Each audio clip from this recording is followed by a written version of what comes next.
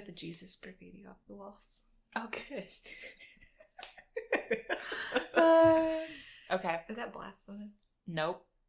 Do you want to start us off? Yeah. Hey. Hi. It's Wednesday. Our recording day. It is. I love Wednesdays. I do too. It's a good part of my week. It's my favorite part of the week. Yeah. Hump day.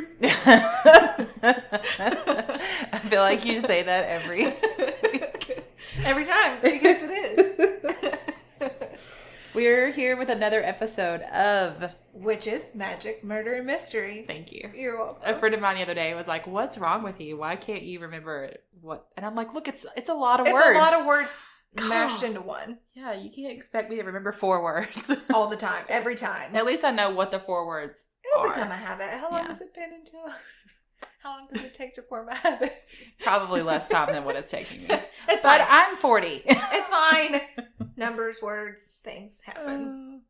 Okay, well, I'm Kara. I'm Megan. And yeah, you're listening to our Witches, Magic, Murder, and Mystery podcast. Yeah, this is the 4th episode. Oh my gosh. I know. And these are going to be, so we're dropping all 4 on the first day. So excited. So this is the last of all the ones they're going to hear on the first day. Ooh. Yeah. I hope you guys are liking them. I hope you're binging them and liking them. Yeah, and if you don't like them, don't tell us. No. We don't want to know. Just unsubscribe if you're not a fan. No, you can still subscribe. Actually, yeah. Just don't stay listen. Subscribe, just don't listen. Or listen, but don't physically listen. Like, just turn it on. Yeah. So we get more. So we get the plays. But yeah, if you do like it, feel free to subscribe and leave a review because that's really important. It helps us, as you know, from every podcast you've ever listened to. Leaving reviews helps us get heard by more people. Small little podcast. Our tiny little podcast. Okay, so this week I'm doing The Hanged Butcher's Alleged Rejuvenation. Oh my. But I need to start this with, if you are triggered by domestic violence, if you are a victim and you still have trouble with hearing other people's stories, this one may not be for you. Okay. I've been there, done that, had personal experiences with domestic violence. It's not fun. But there's definitely help out there. So we can link some local and I guess statewide, nationwide links too. We can put some stuff in the show notes. Yeah. Okay. So William Kriel was a butcher in Louisville right after the Civil War. He married Margaret Evans Kriel. They were married for 15 years and they had a son. His butcher shop was on Green Street. Not really sure where that is. I'm not from Louisville. Somewhere in Louisville. Somewhere over there. I'm guessing it's important or well known. Yeah, for them to say Green Street is. Okay. And he was known for his honesty. Like, he was a very honest man. And I'm like, what? That doesn't line up with where I think we're going. No, with exactly. This. Okay. So he's like a good guy. So I started reading this and I was like, what? Okay. But it also is like the thing, like, back then, guys were like, oh, he's a good man. He's a great man. Yeah. So I'm wondering. Even when they weren't. Uh-huh. Yeah. So I'm wondering if they were like, oh, he's such a good man. He's such a great man. Yeah. He had some things in his closet, though. Oh, good. Those are my favorite. Those are my favorite men. Not really. Okay. So, his wife, Margaret, was known to be a very, delicate, fragile woman. Same, like a little flower. So sweet. Okay. So, early March 1868, 32-year-old Mrs. Kriel, who was suffering from an illness. It doesn't say what kind of illness. I mean, it just could have been, I'm tired of delicate. My husband's crap illness. Yes. And I'm too delicate to say anything, so I'm just going to die. Yeah, because you're not allowed to say anything back then, because that's wrong. Okay. So she finally decided that she's had enough of her husband's, BS. She's like, I can't do this anymore. So she decides to tell him that because of her illness, she has to move in with her mother, her elderly mother.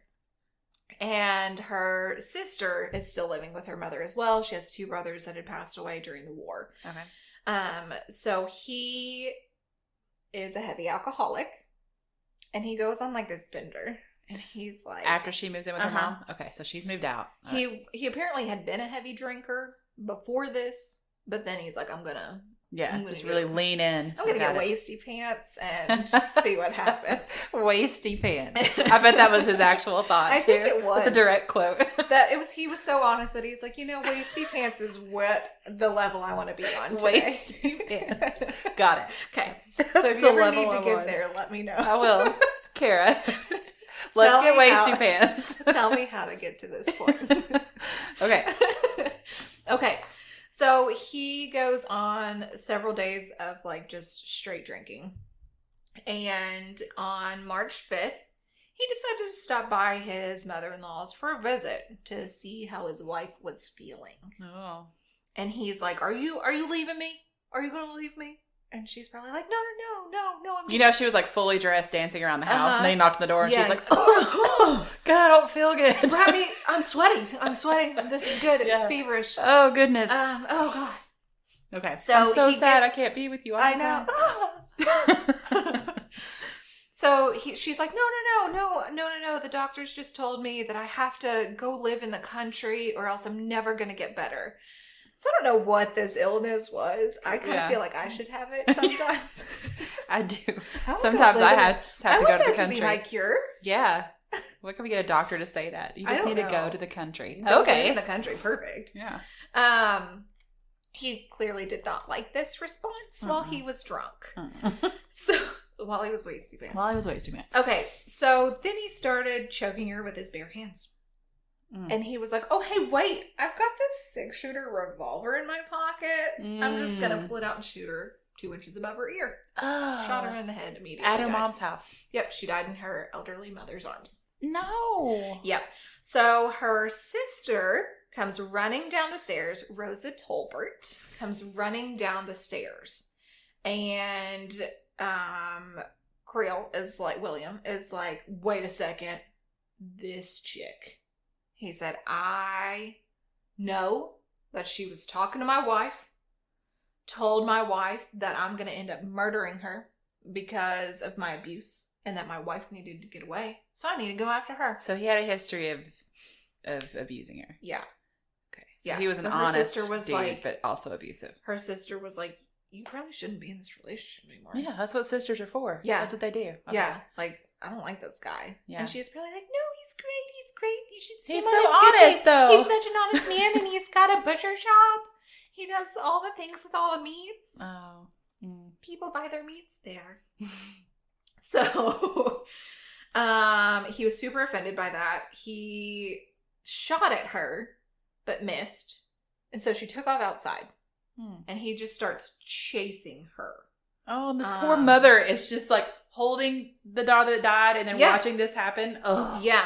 So he's not wanting to waste his last 2 bullets because remember he's got a revolver. All right. And it's only a 6-shooter. Okay. I know nothing about guns. Thank you. Yep. 6-shooter. Mm-hmm. 6 bullets. 6 bullets. Yeah. I figured that out. Yeah. Context. Well, and I feel like my aim would probably be better with a revolver. I don't know though. It's been a really long time since I've shot one. You think with a husband that's mastered whatever and guns, that I'd know. So he's like, shoot, I only have 2 bullets left. I don't want to waste them. Remember, he's still wasty pants. He shoots himself. Well, that's why his aim wasn't good. Yeah, he goes to shoot himself twice in the head. He missed himself in the head? He's super drunk. So it just grazes his scalp. Jeez. So he's like, shoot, I've drawn attention to myself. This is bad. He's standing outside. Murdering my wife and then shooting her sister. Chasing the sister outside. That's not much of an attention grabber. Yeah, in my drunken stupor, he's like, oh, God. He's like, I'm a man. I could have gotten away with it up to this point. This is going to be bad. He's in the neighborhood. And the neighbors are like, what y'all think he's doing out here? What's all this commotion? So we heard gunshots, but that was behind closed doors. It's none of our business. None of our business, but now that you're outdoors. Yeah, now we're paying attention. We probably should pay attention to this. So the crowd chases after him and captures him at a pork house. I'm not sure what a pork house is. I'm assuming it's where it could go in one of 2 directions. Yeah. Let's go with that one. Swine. On Beargrass Creek. I don't know where that is either, but it's noted in here. Mm-hmm. And usually, back then, they would just hang people when they would do crazy stuff like this. But they were like, you know what? No. He's a man of his word. He's such an honest man. He's a man of his word. We're going to throw him in the drunk tank for a bit. See what happens. He's still wasty pants. He's really wasty pants. You know what? He didn't sober up for a week. Good Lord. So how old was he? Do we know how old or ish? So I think I've noted here he was 46 and she was 38. Oh, yeah. So it just took him a while to recover from that one. Gotcha. Okay, so they decided to dry him out. Okay. The newspapers started running announcements saying that he was gonna die from delirium. It was imminent. He was expected to die at any moment. Just rotting in jail. So late March, 12 days after the murder, it's reported that, quote, the condition of the prisoner is much improved, although yet he exhibits strong symptoms of mania a potu. Mania a potu. It is a mental disorder attributed to the alcoholic consumption. The symptoms are extreme excitement and violent behavior. Oh. Yes. So he had said that his wife's mother had fired shots at him first, and he was just merely returning fire at her and somehow hit his wife in the head. That poor guy. And he's so honest. He is. He's so honest. And so then, like, the cops were like, no, buddy, we gotta come up with something Even better. We can't believe that. Yeah, his attorneys are like, let's think about this. So Margaret's funeral was held on March 9th while he was still in jail doing all of this nonsense. And it is said to be one of the largest ever held in Louisville. The reverend at the funeral preached against the dangers of alcohol and husbands beating their wives. You need to be kind to your wife. All these things. So, he was able to wobble into circuit court on March 18th, says a reporter. He was very sensibly moved at the sight of the mother and sister of his murdered wife, who are here to testify against him. Good. Says he burst into tears. And I'm like, okay, are these like alcohol tears? Yeah. Or what is this about? So he knew, they're going to hang me. This is going to be the end result. I need to fight this. What an idiot. So, numerous attempts were made to get bond. Mm-hmm. And finally, whoever the judge was decided this, said, okay, I'm going to set it at $10,000, which now would be $157,000. And he asks relatives, he asks friends, he asks all these people, and no response. Everybody was like, you may have been a good butcher. Yeah.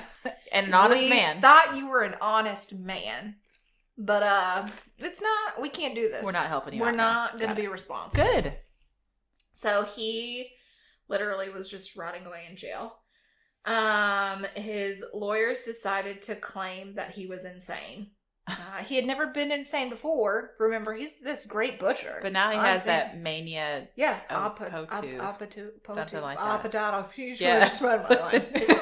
That. This. It's very serious. Yeah, it's so serious. It caused him to become an alcoholic. They were trying to say that he was insane. He's never been insane before. So his trial lasted for 4 days in January 1869. The mother of his wife and sister offered straightforward, unshakable, and moving testimonies about what they had witnessed on March 7th, 1868. Good. I wondered what kind of shape the sister was in. So good. I'm glad she was. But this is almost a year later. Oh. March to January. Yeah, I mean, I guess I thought back then trials happened quicker. Because now they take forever. Oh, they do take forever. But back then, if you're just planning on They were going to hang him anyway. Yeah. I don't know. So the best defense could do was bring in elderly J.W. Knight, who had been a doctor for 50 years. The doctor stated, the liquor used nowadays not only intoxicates, but deranges many who drink it. That has been my experience in this city. In 1812 and 1813, liquor did not hurt men. Now it poisons many of them. Well, this is like what we talked about in the last episode with like the type of alcohol they had. Like moonshine. It was a legit. It's like some serious alcohol. I still don't buy this excuse, but I think it's funny that it keeps coming up where they're like, listen guys, you don't understand. You don't know what we used to be able to drink. This is some serious alcohol. Yes. Okay. He said it affects the brain and the whole nervous system. Modern whiskey has strychnine and fish berries in it, and it deranges the mind. What is a fish berry? Don't eat them. I mean, that makes me want to know. I need to know what they are so that I know if they're still at all in whiskey. Yeah. What's his name? All right. What's Matthew McConaughey? Yeah. Maybe he knows because he does Wild Turkey. Let's call him. Yeah. Somebody send us his phone number. So it says it deranges the mind. Men under the influence of liquor and who have been habitually drunk are often so affected thereby that they don't know what they're doing. They love to utilize the blame the victim strategy, but they couldn't really do that here. Blame the alcohol. It didn't really make sense. Yeah, I mean, it's just another example of like, you're drunk, so you can't be held accountable, which is not okay. And it's not like the wife was like at the house and he could have been like, oh, she was crazy. Like he showed up at he went after her house. Yeah. So he said, my client was too drunk to know what he was doing. The judges were just like, nah, this is ridiculous. So in the face of defense, the verdict was foregone conclusion guilty with a recommendation of capital punishment, which was they were going to hang him. Okay. The date of the execution was delayed 4 times by Governor Stevenson. And a lot of people thought that he would just never pay the price of his crime. Oh. They were just like, oh, he's just going to sit in jail. He was an honest man. We don't know why it was delayed. Just delayed. Because he was an honest man. Yeah. I guess because they kept trying to fight it.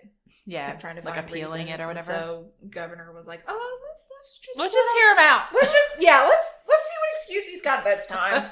I don't know. I mean, it may be better this time. It may make more sense. So on January 21st, 1870, it was the last chosen as the date when the butcher would be reunited with his wife. Okay. I don't think that that's what's gonna happen. I don't think that his wife is like up there in heaven, just like please, I can't wait for my sweet dear husband to come up here. Somebody send him to me. Jeez. It's almost a punishment for her. She's like, why we married or something up there? Oh yeah. Yeah. She found somebody better. Like his competitor butcher or something. The person that made the whiskey.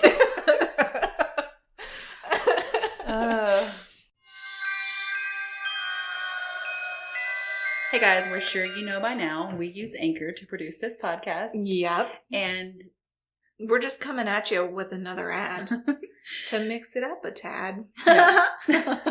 Here's the thing about why we like using Anchor. It's free. Mm-hmm. There's creation tools that allow you to record and edit your podcast right from your phone or your computer. Yep. You can also add songs from Spotify directly to your episodes, and you have all the possibilities. Yeah. For what you can create. It can be music analysis, your own radio show, or something like the world has never heard before.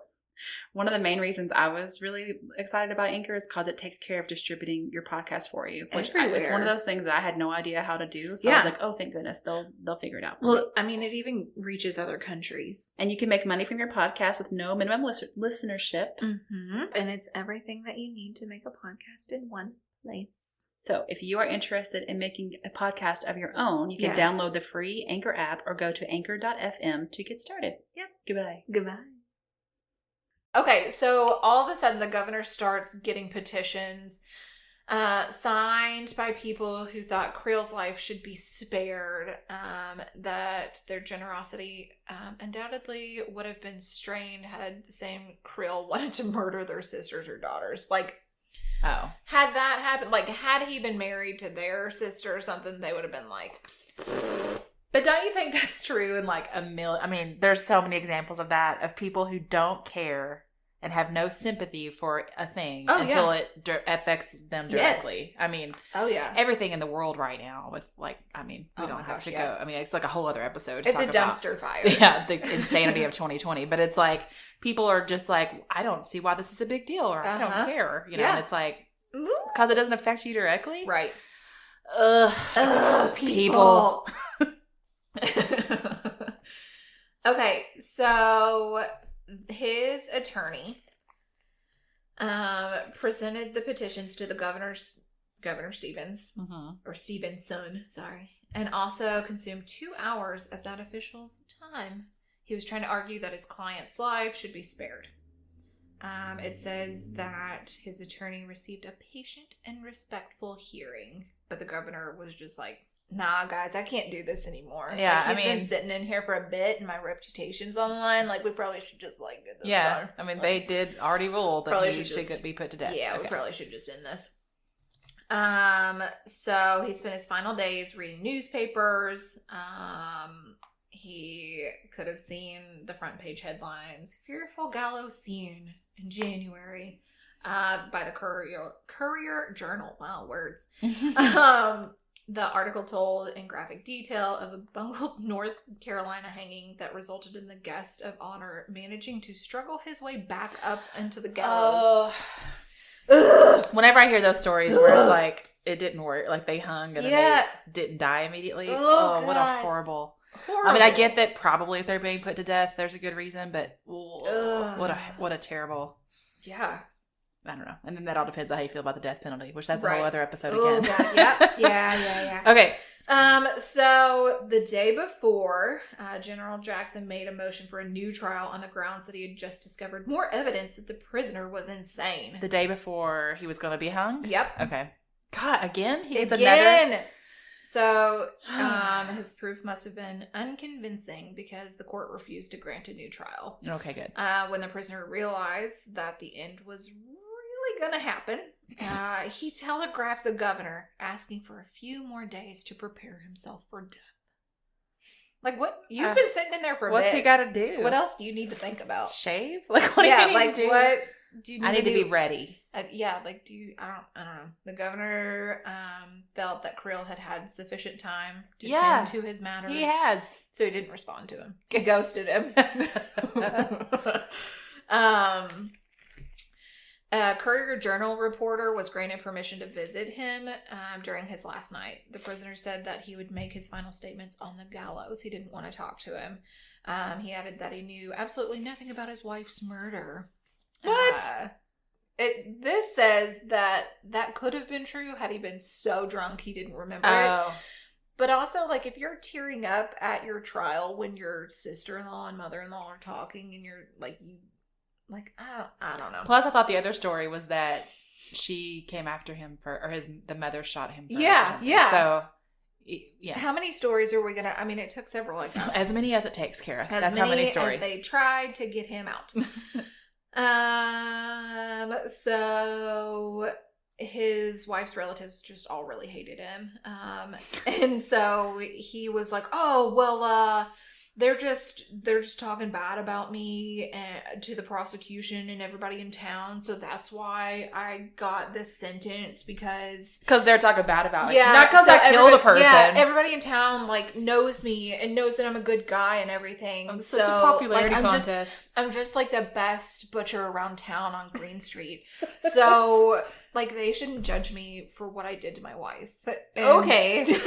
Good Lord. This makes me want to understand. Like, I want to be like, what were your parents like, sir? I know. Like, why do you think that's okay? It says he added that he believed in God in hopes that he would meet Margaret in heaven. That poor woman. I know. She will never get away from there. Don't go there. Get out of heaven. It says the sheriff obtained all necessary paraphernalia: the rope, the cape, coffin. Or the cap. Cape. It's like Harry Potter now. Cloak of invisibility. The gallows were constructed on 15th Street, wherever that is. I don't know. I'm hoping that he was like staring at his butcher shop. Is that morbid? Is that terrible? No, I love it. I enjoy it. it was set to be held in public. The prisoner awoke bright and early the morning of the 21st, proving that he had at least one good habit, and he received final visits from his 14-year-old son and his brother, George. Who wrote this article? Why are we judging him based on how early he woke up? I know. Like, he's a good guy, guys. He woke up early on the day of his execution for murder. He was so good at getting up early and getting his shit done. Why? Like, Why is that sentence in there at all? I know. But he woke up early, so you can tell he's at his heart. He's good. Good. Maybe he was doing, I don't know. Morning pages? I don't know. Like, I was going to say, maybe he's like getting his coffee and like shining his shoes and journaling. Yeah. Meditating. That's exactly. He was doing some yoga. Mm-hmm. I think that's what he did. That's probably it. That's probably what he was. What else would he do? I know. How? He wouldn't be drinking. No. Stop. God. I don't know.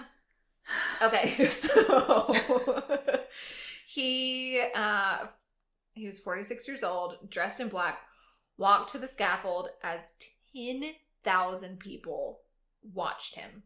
Oh, 10,000. You know what? Majority of those were women. Oh yeah. Then they burst into Goodbye Earl. Oh, that's amazing. The timeline doesn't match up, but let's just imagine it for a minute. Those Black Eyed Peas. Was that his last dinner? Probably. Yeah, probably. I wonder, I always wonder about this when they talk about how, people used to attend executions. Uh-huh. And I wonder, because, we are murderinos. Yeah. Would we have gone to the public executions? I think so. I think so, too. But I also think, and maybe I would have gotten used to it, but, I think it would have messed with my head to be like, oh, God, I just watched a person die. And then I did it again. I think that's why they put the cap on them, so you can't see their facial expressions. It would still bother me. I would still know. Yeah, even without, the face would make it worse. But I would still be like, that person was alive and now they're not, and I just watched it happen. That's weird. I like stories of murder. I don't like to see dead people. Happen. Yeah, no. Okay, keep going. Okay, yep. Mm-hmm. You're welcome for that interlude. I love it. Yeah, you all are welcome. The crowd was well behaved and thoughtful and even appeared to sympathize with Kriel when Reverend Perkins offered a prayer. That moment was a solemn one indeed, they quoted, and brought tears to the eyes of thousands, the vast throng. All those women there to watch him die. Therefore, who then, the first time, truly realized the terrible position of the doomed man. What? Yeah. It says no one was more solemn than Sheriff J.M. Martin, a longtime friend of the man who was about to execute. Several of the policemen accompanied him to the gallows, had been his schoolmates. This article definitely has a sympathetic tone to it. Yeah, it and really I'm like, does. Y'all don't understand. This is what happened. And then everyone, the gravity of what this poor man was about to go through. Do you know when and his those wife were his went through? Friends? Yeah, it really... Were you all the same people at his wife's funeral too? This bothers me. Okay. I know. Keep going. I know. Okay, so when the sheriff asked him if he had anything to say, he said, no, it's only going to create more talk. So he doesn't want any more, drama going on. There's already talk, sir. Yeah. We're talking about it now, 2020. Yeah. Well, he had, been complaining that everybody's talking about him in town. That's why he's going to be hung.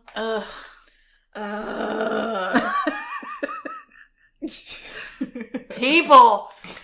It says in his eulogy, Billy Kriel has at last paid the great penalty, but died believing that he had found forgiveness.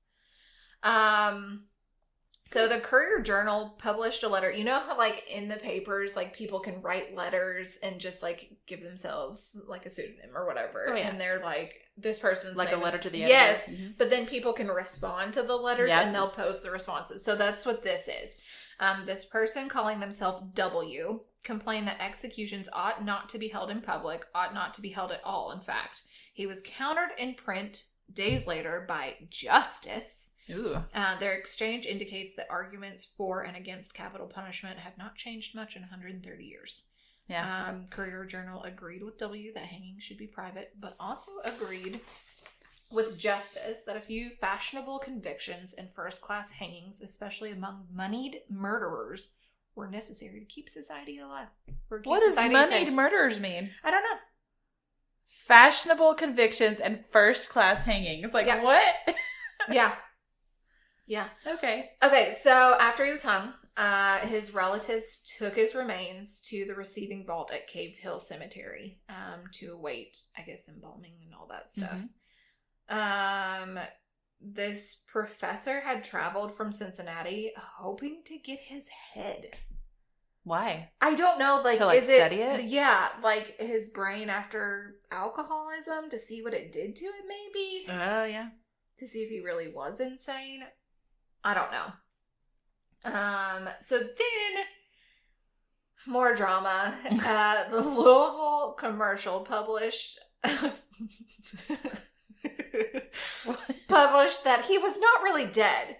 He'd only been strangled into unconsciousness by the rope after he had been confined and carted off to Cave Hill. So went the story. 3 men opened the vault, carried out his corpse, and taken him to a surgeon.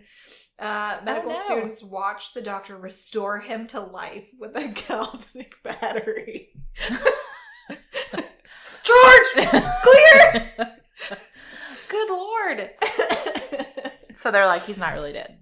And this guy brought him back to life. Yeah. Okay. And so so this is the rejuvenation part of the story. So they're saying, like, the story says he popped up and said, "What have you all done? Am I alive?" Oh, God. Just like Frankenstein. It is. So the commercial's reporter wrote, "Justice had been satisfied by the public execution, though life returned. Why should the students deliver up what had so... providentially?" Yeah, That's a strange word. Yeah, and wonderfully been restored. They gave their subject a change of clothes and money.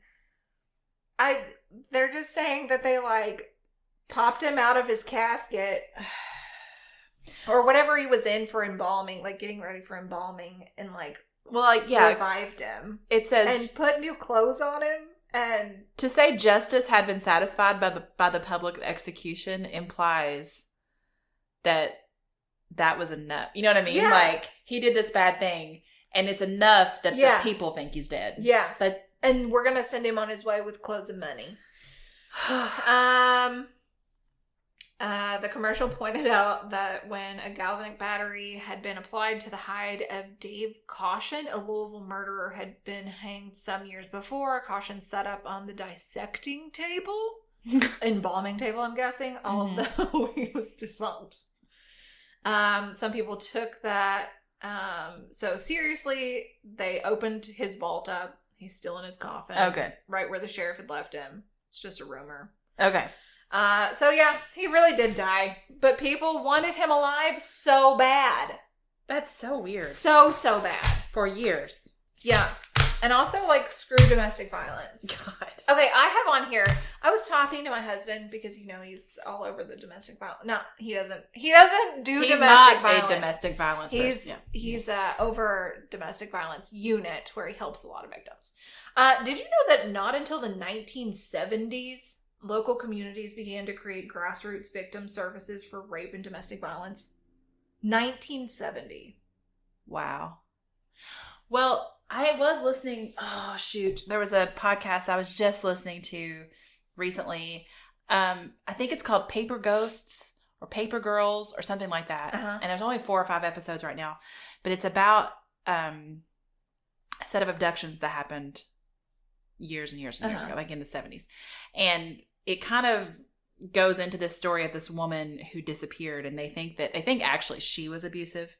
To her kids, and that her husband killed her to protect his children. It talks about how that sort of situation, domestic violence, wasn't taken seriously until at some point in the 80s, really.